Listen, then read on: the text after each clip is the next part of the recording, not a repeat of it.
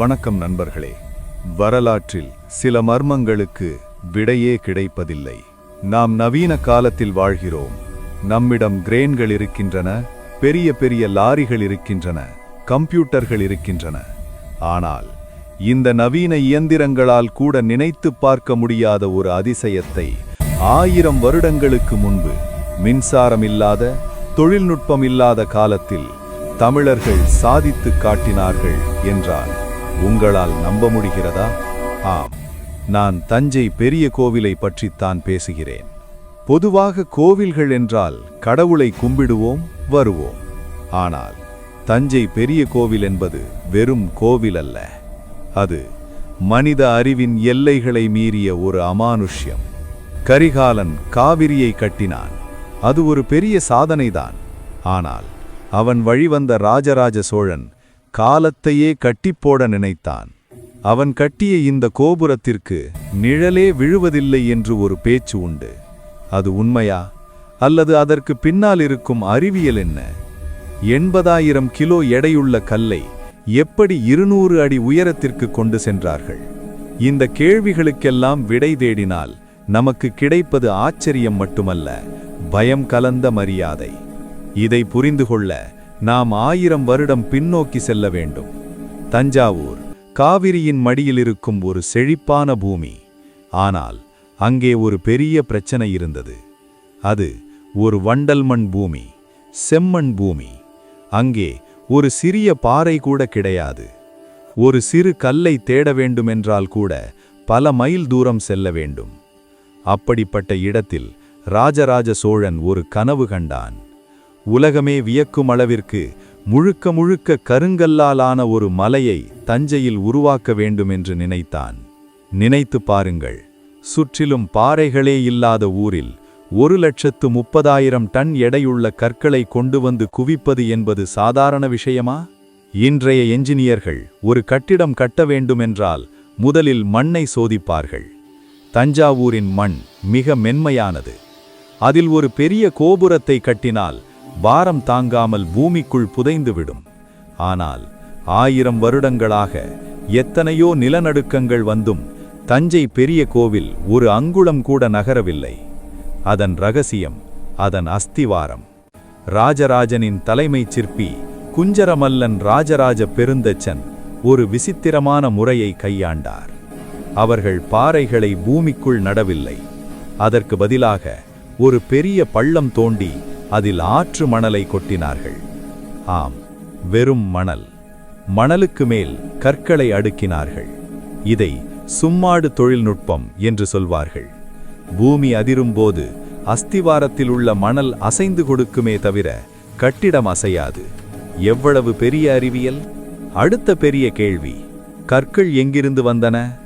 தஞ்சாவூரிலிருந்து சுமார் 50 மைல் தொலைவில் உள்ள புதுக்கோட்டை மற்றும் திருச்சி பகுதிகளில் இருந்துதான் இந்த கற்கள் வெட்டி எடுக்கப்பட்டன. லாரிகள் இல்லாத காலத்தில் இவ்வளவு பெரிய பாறைகளை எப்படி கொண்டு வந்தார்கள்? இதற்காகவே ஒரு தனிப்படை உருவாக்கப்பட்டது. ஆயிரக்கணக்கான யானைகள், லட்சக்கணக்கான குதிரைகள் மற்றும் வீரர்கள். பெரிய பாறைகளை மர உருளைகள் மீது வைத்து யானைகளை வைத்து இழுத்து வந்தார்கள். ஒரு கல் நகர்வதற்கு ஒரு நாள் ஆகும். வெயிலும் மழையும் புழுதியும் பறக்க ஒவ்வொரு கல்லாக தஞ்சைக்கு வந்து சேர்ந்தது. சில இடங்களில் ஆறுகளை கடக்க வேண்டியிருந்தது. அப்போது கனமான பாறைகளை படகில் ஏற்றினால் படகு கவிழ்ந்துவிடும். அதனால் ஒரு புதிய முறையை கண்டுபிடித்தார்கள். பரிசல் போன்ற வட்டவடிவ படகுகளை செய்து அதன் அடியில் பாறைகளை கட்டி தண்ணீரில் மிதக்க விட்டு இழுத்து வந்தார்கள். ஆர்க்கிமிடிஸ் தத்துவத்தை தமிழர்கள் அப்போதே பயன்படுத்தி இருக்கிறார்கள்.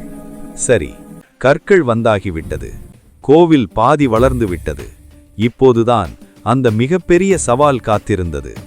கோபுரத்தின் உச்சி, அதாவது 216 அடி உயரம்.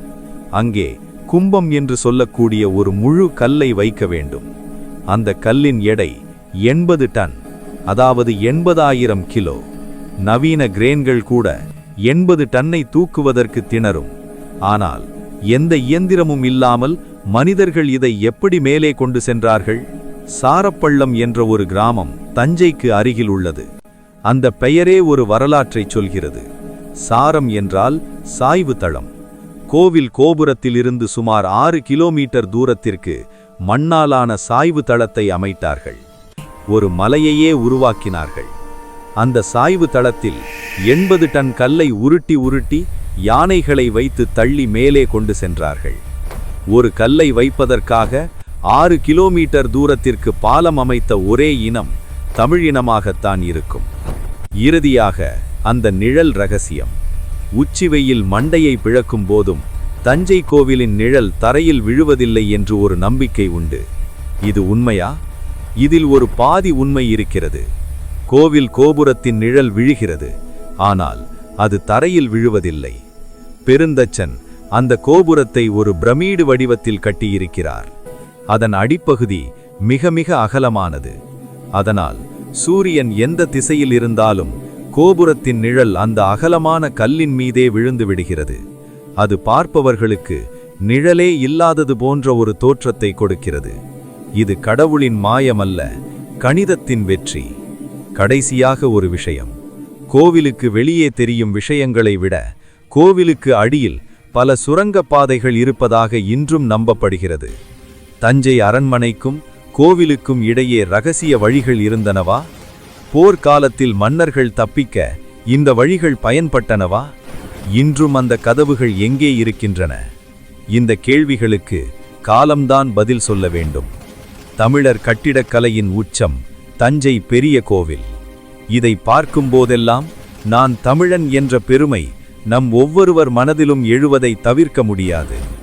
மீண்டும் அடுத்த வீடியோவில் இன்னொரு மர்மத்தோடு சந்திக்கிறேன். நன்றி.